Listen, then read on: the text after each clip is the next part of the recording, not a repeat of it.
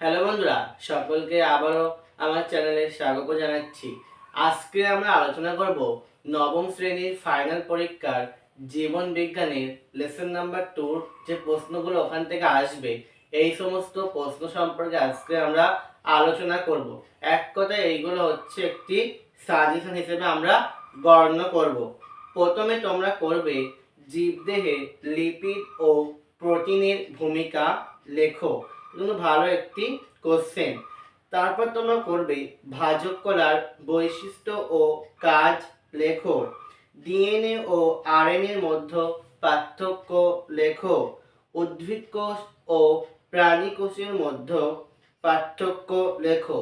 উদ্ভিদ কলাকে কয়টি ভাগে ভাগ করে এবং কি কি, এদের সম্পর্কে বিস্তারিত আলোচনা করো। জাইলেমকে মৃত বলা হয় কেন, এবার তোমরা দেখবে। পাশাপাশি তোমরা পড়বে কোষ পর্দার কাজ কি, FO থেকে F1 দানা কি, এটা তোমরা দেখবে।